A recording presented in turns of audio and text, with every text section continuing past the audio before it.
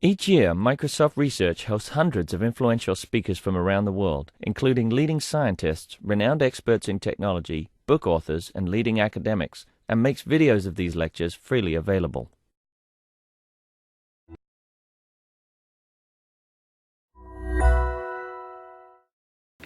So let's start. Everyone, it's my great pleasure to introduce Professor Jeff Webb. Jeff is a professor in the Faculty of Information Technology at Monash University, Australia, where he heads the Center of the Research for Intelligent Systems. His primary research areas are machine learning, data mining, and user modeling. He's an editor-in-chief of Data Mining and Knowledge Discovery, co-editor of the Spring Encyclopedia of Machine Learning, a member of the Advisory Board of Statistical Analysis and Data Mining, a member of the Editor Board of the Machine Learning, and was a foundation member of the editorial board of the ACM transaction on KDD. He was a co-PC chair of the 2010 IEEE International Conference on Data Mining and a co-general chair of the 2012 IEEE International Conference on Data Mining, and received the 2013 IEEE ACDM Service Award. So today, Professor Jeff will talk about large-scale Bayesian network learning. And now I'm glad to have Professor Jeff here. Thank you for those kind words. Oh, how am I supposed to get this out of the way? Like that. Ignoring the online audience of millions, we're a small group here, so please feel free to interrupt as we go along, and happy to expand on detail. So what I'm talking about is a continuation of the research I've been doing for a number of years into essentially extensions to naive Bayes. So how to take the great scalability of naive Bayes and expand upon it. And we moved recently on to issues of how to best learn from large data. I'm sure I don't need to explain to any of you the ever-increasing need for learning from ever larger quantities of data. But most people's response to the problem of learning from large data appears to be, how do we take our existing algorithms and scale them up?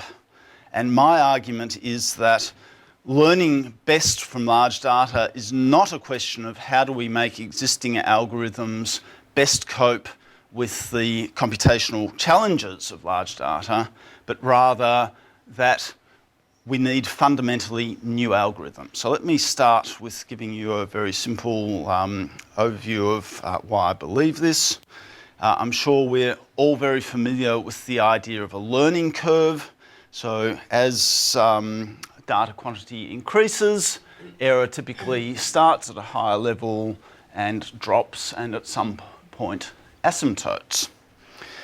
So you can take any learner and plot a learning curve, and of course different algorithms are going to have different learning curves. And in particular, we will see that algorithms that are able to provide very detailed descriptions of complex multivariate distributions are going to tend to overfit when data quantities are small. So they're going to be outperformed by lower bias, by lower variance algorithms for small data, but they're going to tend to perform better on large data. So this RMSE is a training data or is a test data? So this is on test data. Right, so this has been done, learning curves where we take, so we hold out some data and then we do ever-increasing training set size. So, right, so all of these examples, I'm going to show a couple of these curves, and they've all been taken on the poker hand data set because it provides very nice illustrations. But at the same point, the curves aren't always as fairly smooth as this, but the same thing holds for many, many different types of data sets. Right, so this is fairly well understood as the bias-variance trade-off. Now, most machine learning research has been conducted with things like the UCI dataset, where the majority of data sets are actually no more than 10,000, in fact even less than 1,000 examples. Right, so they're way, way, way down the bottom end of these learning curves. So algorithms that are going to be good here look extremely bad in the space where most machine learning research has been conducted. So what we need is algorithms that can closely fit complex multivariate distributions, but the majority of machine learning research, I believe, has just ignored these because they actually look very bad in the space where the majority of research has been done. We need algorithms that are both low bias, but are also very computationally efficient. Right, so we have the low bias. Being computationally efficient means you cannot spend a lot of time on each training example. Why not? Because if you've got large numbers of them, then you simply, if you multiply large numbers by a large amount of time, it takes too much time. And at some level of scalability, if you're going to use all the data, you have to be processing out of core. Now, most state-of-the-art low bias algorithms do not scale. I'm sure you're all familiar with this. And typical low bias algorithms, state-of-the-art, typical examples are random forest support vector machines and neural networks. These are all inherently in-core. You need to look at every example many times, so you cannot process them out of core. So what I'm going to talk about today is the selective KDB classifier, which is a scalable, low-bias Bayesian network classifier. The structure of the talk is the introduction, which I've just given. I'll talk very briefly about Bayesian network classifiers. I think most of you should be pretty familiar with the background, but I'll show you the terminology I'm using. Then talk about the new algorithm, give you some experimental results, of course, being an experimentalist, and then talk about what next. So Bayesian network classifiers, what are they? Well, they are defined by two things. Parent relation, so what links are we going to include in the classifier, and then the conditional probability tables, which provide the conditional probabilities that are required. Then we classify given some class using the posterior probability as proportional to the joint probability of the class and the set of attribute values, which is the probability of the class given its parents times the product of the probabilities of the x values given their parents. And usually what we do in a Bayesian network classifier is we make the class a parent of all of the other variables, and this is an illustration of the naive Bayes classifier, which I'm sure you're all familiar with. Now, one of the very nice things about these types of classifiers is once you've selected your parent relation, once you've got the structure, you can learn the conditional probability tables very quickly by just uncovering the joint counts that underlie it. So in a single pass through the data, you know which joint frequency counts you need in a single pass, and also in an incremental manner. So a very nice thing is once you've got the structure, you can just keep refining the classifier by just keep updating the counts. You never need to relearn. So the particular Bayesian network classifier that we're working on in what I'm talking about here is the k-dependence Bayes. So this is a reasonably old one, mid-90s, I think. Mayer and Sahami developed this. It requires two-pass learning. So in the first pass, you develop the structure that you're going to use. Second pass simply fills in the counts. And in that first pass, you collect counts necessary for both the mutual information between the attributes in the class and the conditional mutual information between each pair of attributes and the class. And you then order all of the attributes, so you sort the attributes into an order based on the mutual information with the class, highest mutual information, so therefore the most informative to the left and the least informative to the right. And then you go through the attributes in turn, selecting parents. So the class is a parent of every attribute, and then the parents have to be selected from those with higher mutual information, and you select up to k. So k is a user-defined parameter. You select the k k earlier attributes that have the highest conditional mutual information. Right, so if we're looking at the parents for x4, look at which of x1, 2 or 3 has the highest conditional mutual information conditioned on the class. It has the highest mutual information with x4 conditioned on the class. So the reason there's no connection between x4 to x5 is because the mutual information between 4 and 5 is not significant enough. So what I've illustrated here is KDB with k equals 2. So every attribute can has the class as a parent and at most 2 of the prior attributes. So there's no prior attribute here, there's only 1, so it has to have this. There's only 2, so it has to have both of them.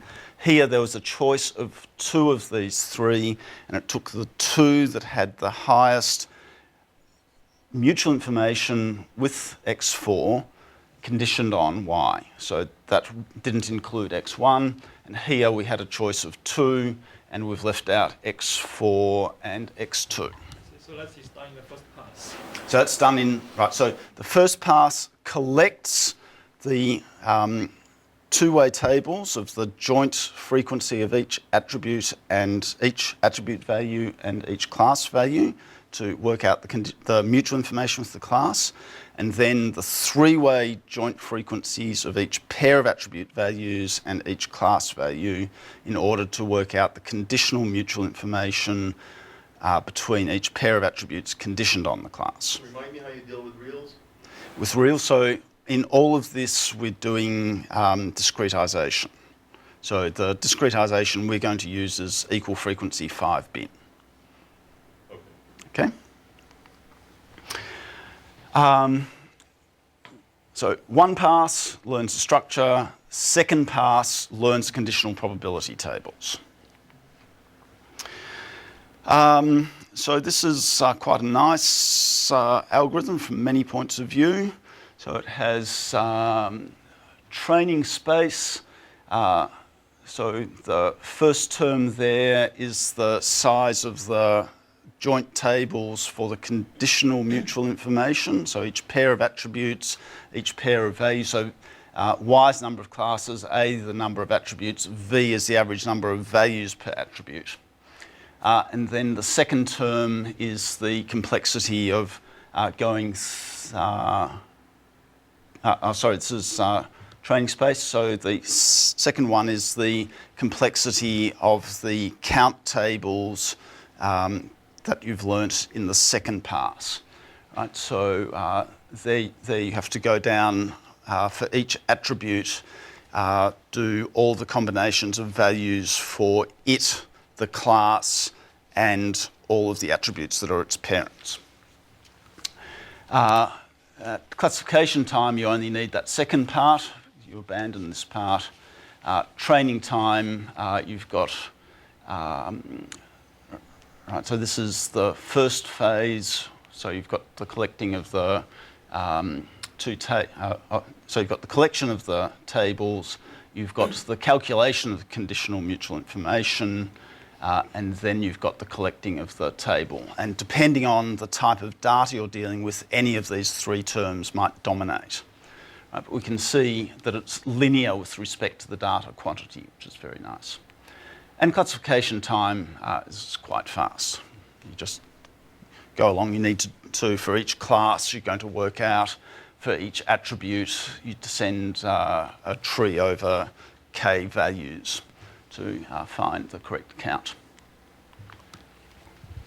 Now, an interesting thing about KDB is you've got this variable k, and it very clearly controls a bias-variance trade-off.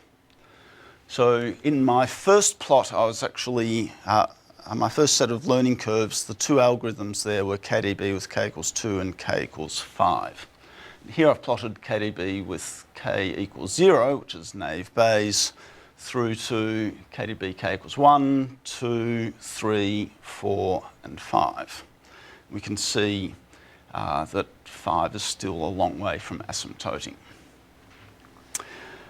Okay, so we've got a nice way of controlling bias and variance, but we've got a problem that we don't know what is the right value of this for any particular data set. The only way we can work this out is by actually trying. Can you say why the 4 and 5 start to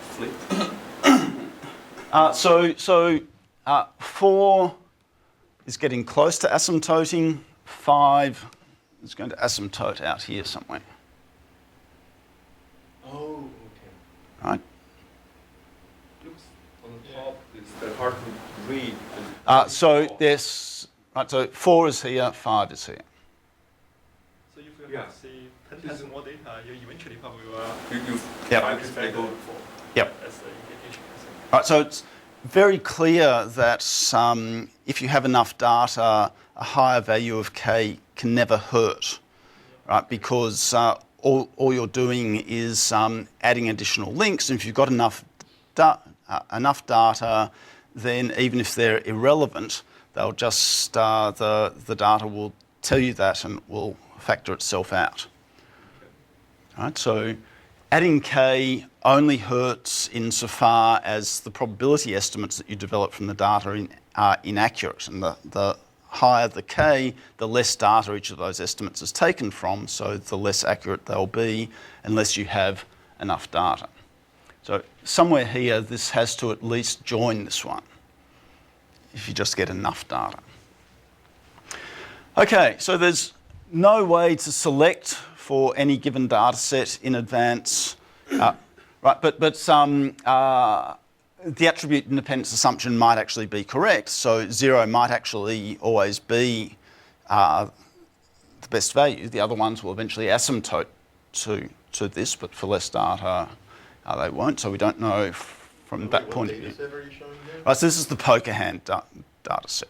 Right? But I mean, the same thing has to be true for any data set, because the additional links are only harmful insofar as the probability estimates are inaccurate because you don't have enough data.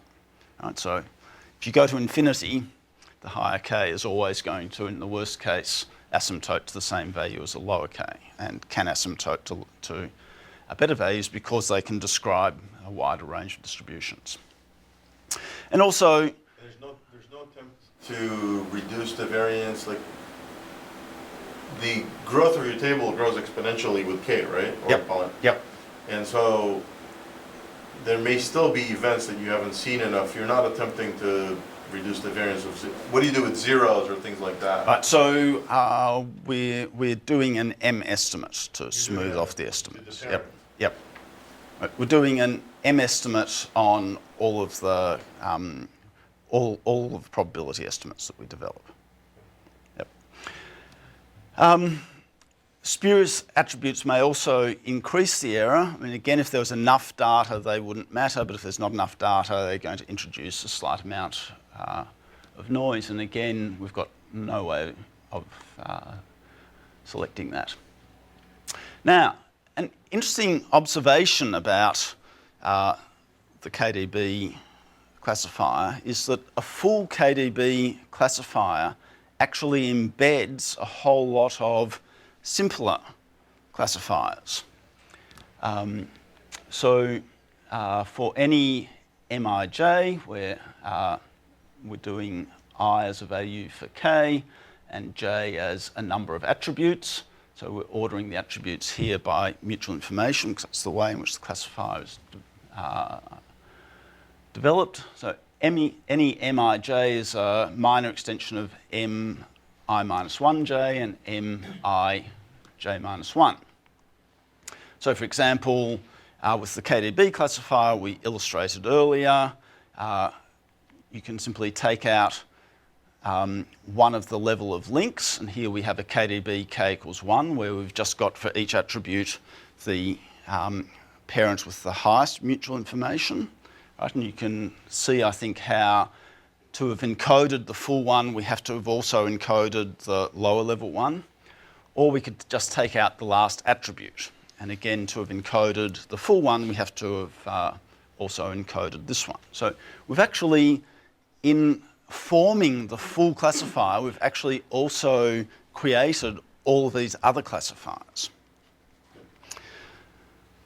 So the very simple trick that we're going to do is, in one more pass through the data, select between all of these classifiers.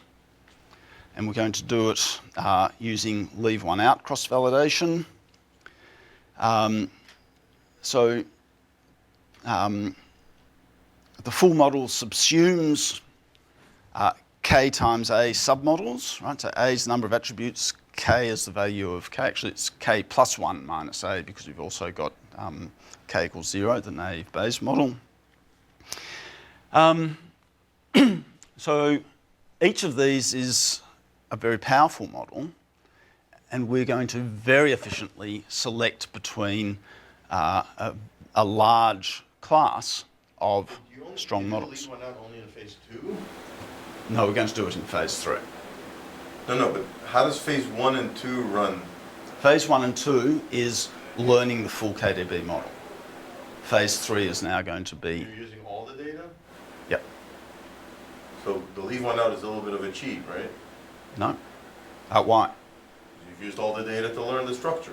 But when we do leave one out, we're going to leave it out in order to learn the structure. So it depends what you think is being cheated. Yeah.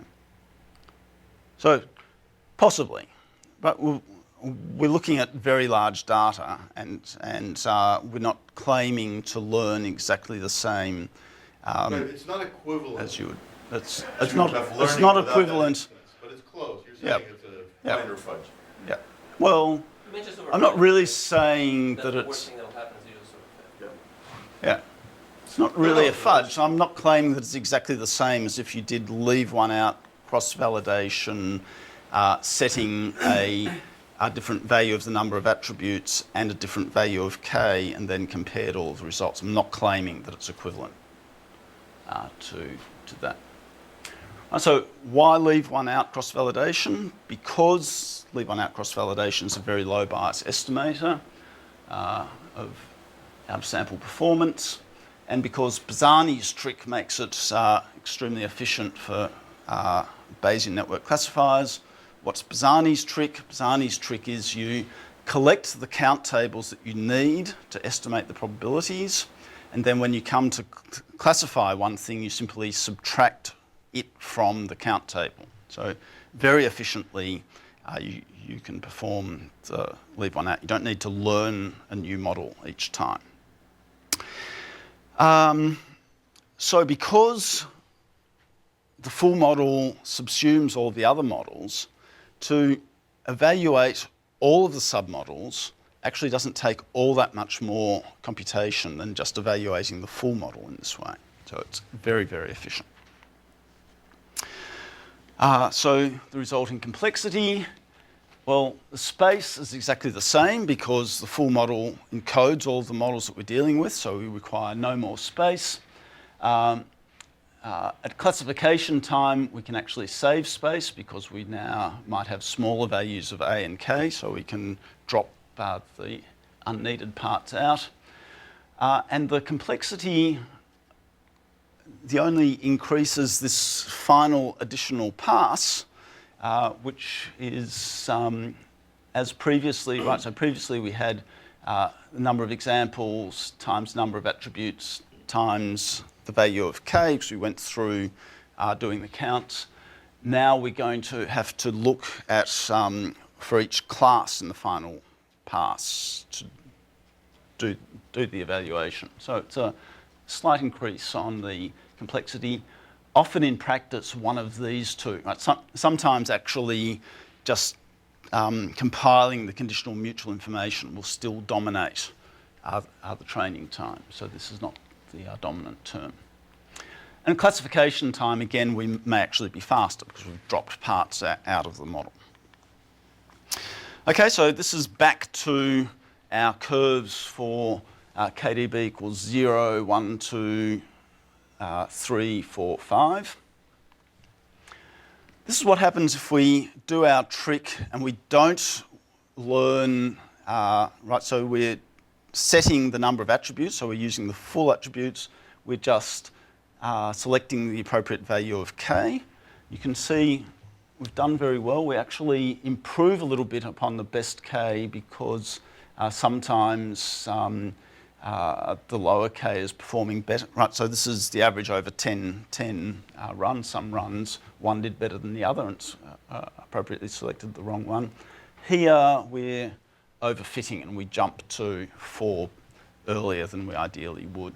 And quite badly overfitting. That's something that we want to do something about and something that Misha has maybe given us a good pointer as to what we should do.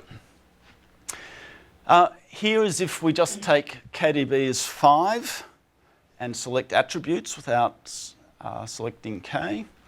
So you can see we're substantially improving upon the version without attribute selection.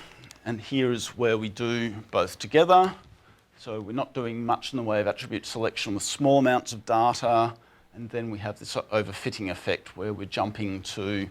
so it happens that with the attribute selection, k equals 4 and k equals 5 both track along the line. So they're both fairly equivalent.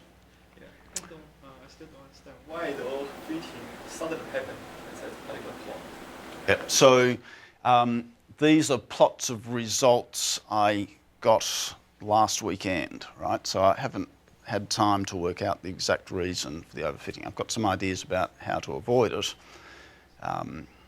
But yes, I don't have a good explanation of why there are such clear points, right? So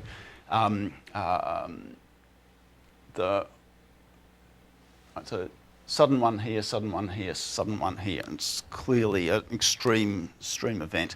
It may be something to do with the poker hand data, which is about poker hands, so in some ways it's a fairly artificial data set. And there are, I think, 10 classes, which are the different types of hand. And with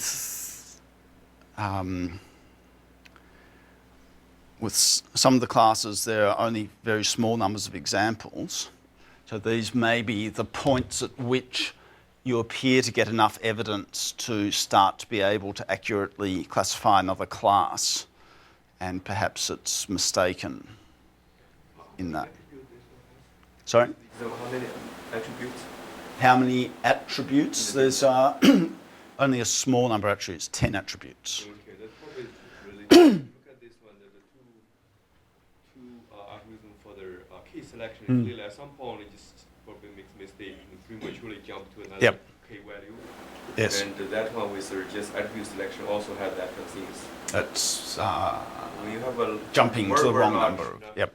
Very large value for k and also very large number of attributes, they may become smoother. May become smoother. It may also become worse because it may, or it may become actually may jump all over the place. Okay.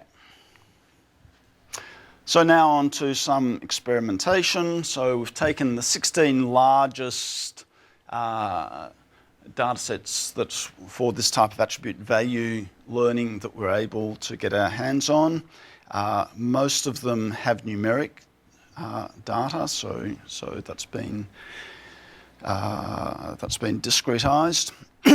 And while they're large in terms of classical machine learning research, going up to 54 million. We should note they're really quite small in terms of real-world applications these days. But there's a fair variety in terms of the dimensionality and the number of classes. So we're doing the discretization, as we've already discussed. So first of all, let's look at performance against KDB. So if we take the right, so here the selective KDB, we're always using k equals 5, right, for no very good reason. So we compare selective KDB against the full classifier. This is plotting root mean squared error. Below the line means selective KDB is doing better, and you can see it's always doing better, if only marginally. But sometimes very, very substantially. This is plotted on a log scale. And here what we've done is we've observed after the fact which value of k is best. Right, so this is in some respects a theoretical result. So we've taken the best performing k and plotted it against selective KDB, and we can see that we're still sometimes performing substantially better, and this is clearly the attribute selection which is doing this. What sort of cost does it have in terms of training time? So here we're comparing against out-of-core Bayesian network classifiers. So naive Bayes, we all know. TAN, some of you may know. So that's a bit like KDB with k equals 1. AODE is my group's extensions to naive Bayes. This is the full KDB classifier and selective KDB. Again, plotted on a log scale. We can see training time. Sometimes the increase in cost is not too much. Sometimes going from KDB, there is a substantial increase in time, so it varies somewhat. Classification time, you can see we're doing quite well. We're always no worse than KDB k equals 5 for obvious reasons. Usually substantially worse than naive Bayes, but sometimes not even all that much worse than naive Bayes. Okay, so what about things? The slide, where's the performance, the accuracy of these? So accuracy. So I'm going to, yeah, so... How much better are you doing in terms of RMSE? Yeah, okay, so I've left out the performance here. We're going to show a summary at the very end of this. I'll show the RMSE. Right, so we showed against KDB k equals 5, which actually outperforms all of these on these larger data sets.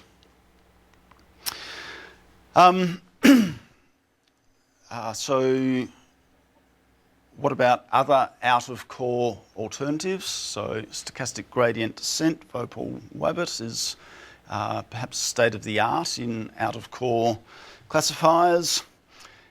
So here we've used all of the default settings, except in that we've looked at both squared and log loss.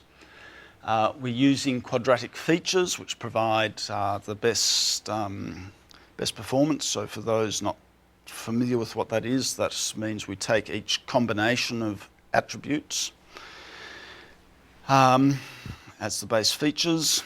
And we're trying different number of passes. So 3 passes gives us something equivalent to what we're doing, and also 10 passes turned out to not perform any better.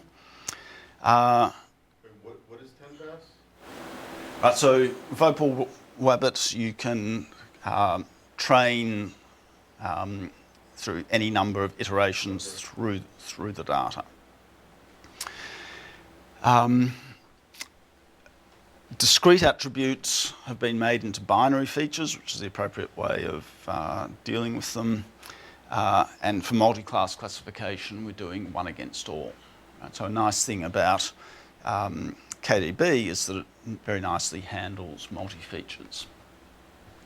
So if we look with the squared loss, we don't easily get a probability value out of it. So the fairest comparison is on 0-1 loss rather than on the accuracy of probability estimates. And on the squared loss,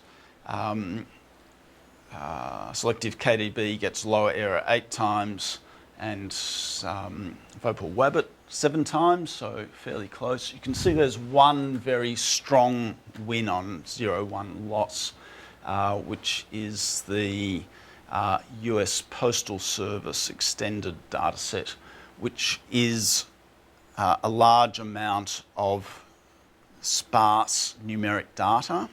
So we're probably losing out in the discretization, but I think also sparseness is very, very important.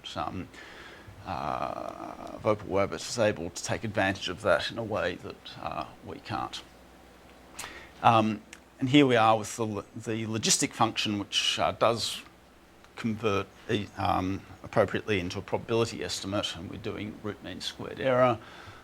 This biggest win is again the US Postal Service extended, and you can see that the win there is much less extreme. With the logistic function, which performs better in our observation, it requires far more computation, and we've not been able to complete the computation for 2 of the data sets, which are shown as X's here, and we've actually used the Vogel-Wabbit there. So if we look at training time, you can see that, right, so again plotted on a log scale, selective KDB is only that one case where we're performing poorly, which is very sparse data, requiring more computation.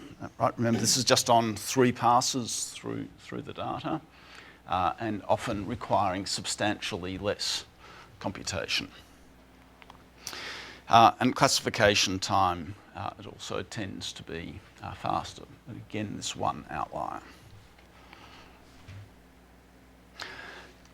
If we compare against in-core state-of-the-art techniques, so I've chosen random forest as the exemplar of in-core state-of-the-art because it's not parameterized. We've just taken the Wecker version and run it with default settings. So a problem I have whenever I compare against the state-of-the-art is someone always says, why didn't you use this setting? Random forest, I've found, results in the fewest arguments along that. So state-of-the-art in terms of Bayes net learners. So this is the Wecker in-core hill climbing search for the best Bayesian network classifier. This is random forest. Again, below the line is selective KDB getting the lowest RMSE. Above the line is the alternative winning. You can see that we're never doing substantially worse than Bayes net, and often actually doing far better. Right, because and perhaps one reason for this is because we're not doing a hill climbing search. We're actually taking a very strong family of learners and are looking between them. So it's a little bit like doing a search from the full classifier backwards rather than hill climbing from naive Bayes up. Sometimes random forest does substantially better. These X's are where we aren't able to complete the computation on the full data set, so we're actually only learning on a sampled data set. So it's possible that we'd actually perform, so we would be able to get better performance by learning on the full data set, which is not feasible with random forest. Who's learning on the sample? Your code or the random? Both. Right, so here we've compared performance on a sample for these data sets because random forest can't be completed on the full data set. Right. We can complete on the full data set, so we could get better performance on that data set. Right. And is it a valid comparison to say what's the best random forest can do? If you have to sample, you have to sample? versus the best you can do? Like that X in the middle. So we've made an equivalent comparison, right? So both are working on the same sample, right? I So understand, but like in that X where it beats Yep. you significantly, Yep. if you use the full data, would you be better? we would be better, yes. Okay. Yes. So Isn't that your main thesis? That you can scale? so I'm trying to give a very clear a picture of what our performance is. I mean, random forest, if you had more compute power, you guys would be able to run random forest on these data sets on the full data. Right? So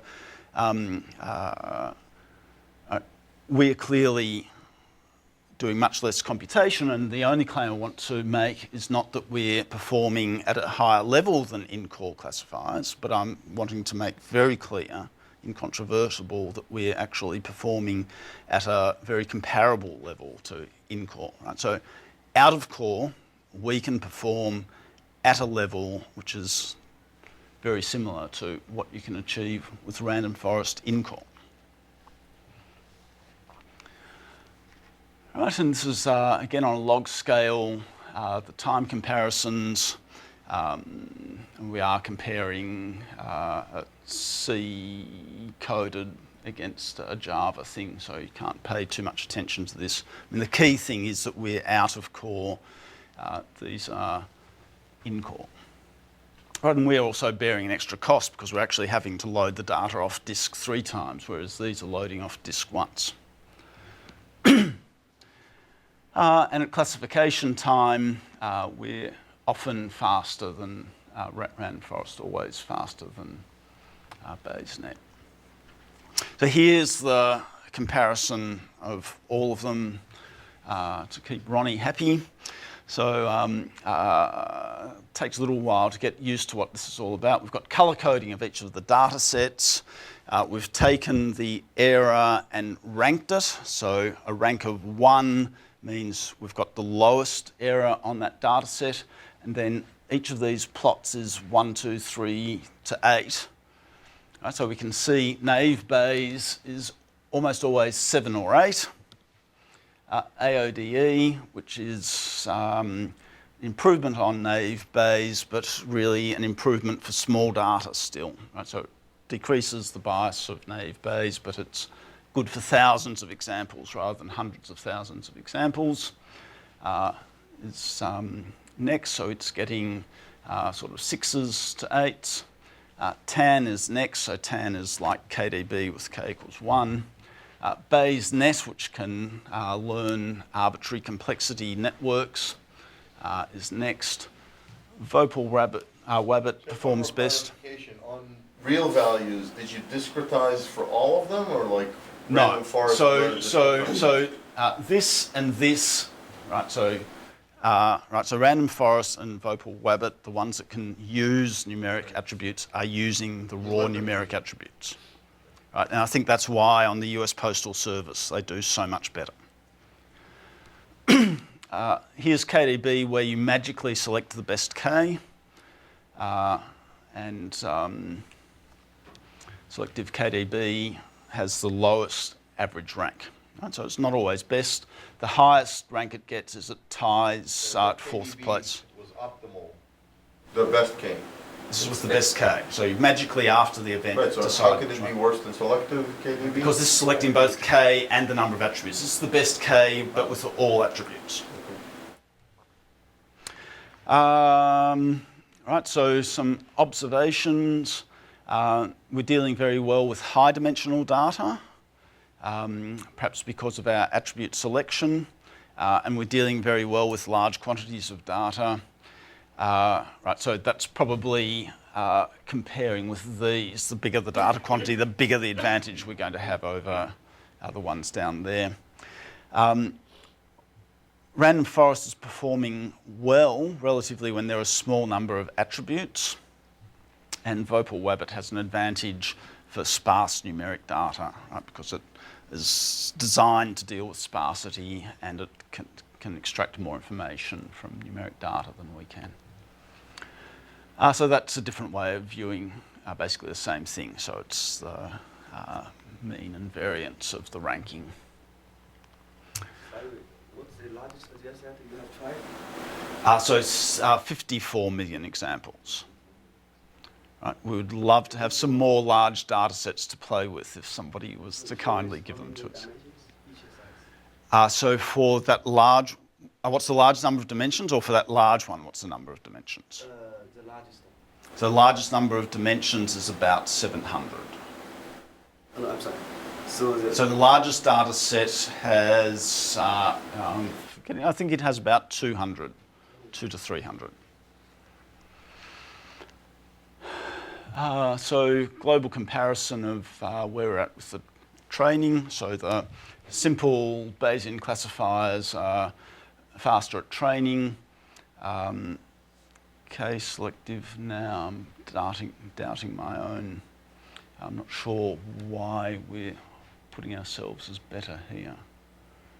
And clearly at test time, we're performing far better. AODE handles high-dimensional data very poorly, which is why it's got such a bad classification. In Weka or directly? VW wasn't done in Weka. Okay, because the time seemed kind of high for VW, but I don't know. We've got quadratic features, right? And for multi-valued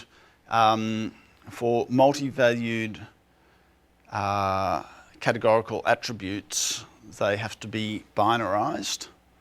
So the dimensionality can rise a huge amount as a result of that. It's usually pretty efficient in doing this sparsely. Well, most of the data isn't sparse. Once you binarize, every example just has a few of the features present. But not all of the attributes are like that, right? So not all of the data is sparse.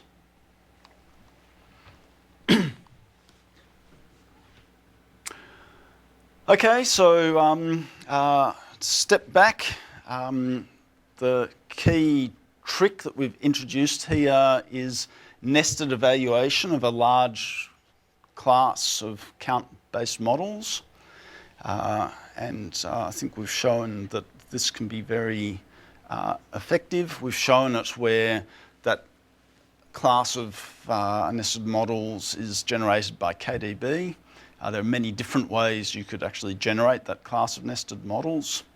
So we've also done the same trick with averaged n-dependence estimators, which gives us a two-pass learner,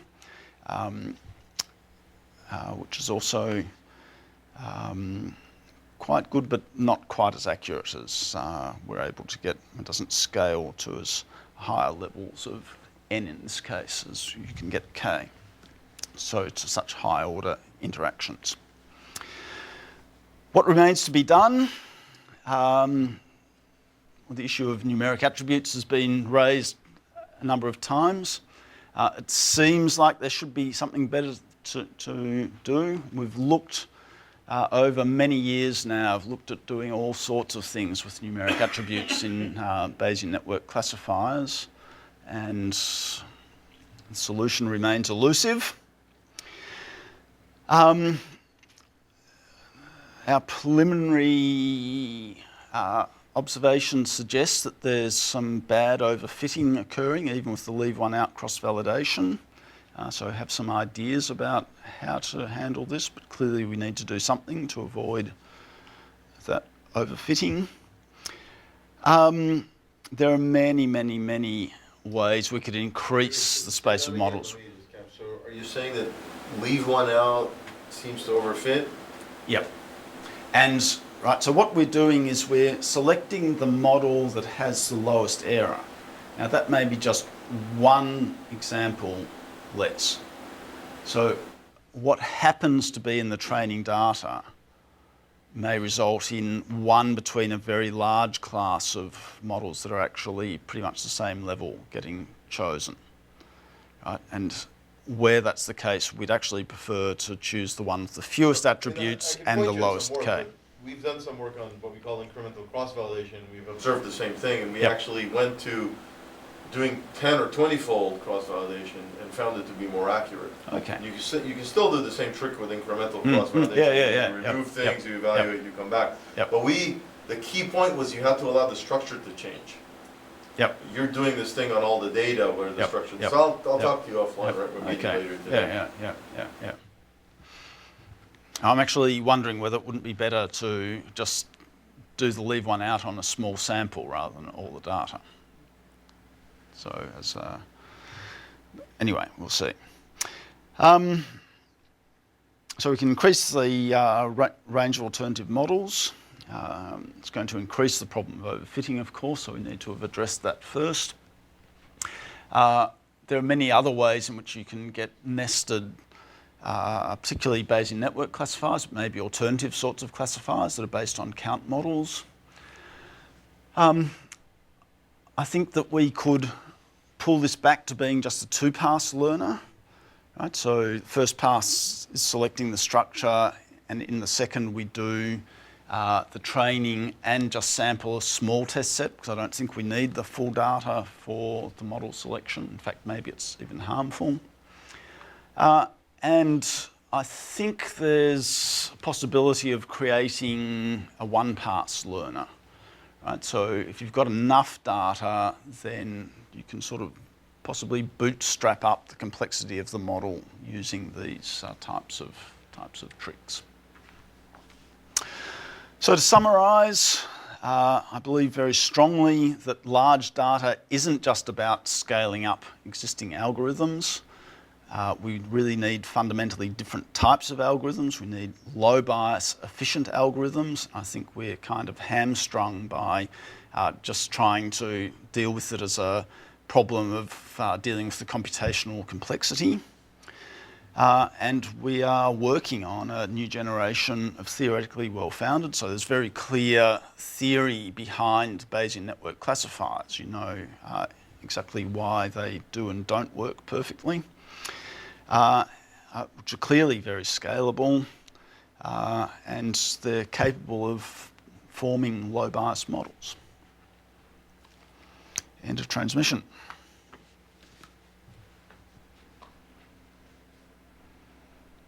Questions? Any questions? I think all questions are Okay, I think that's great.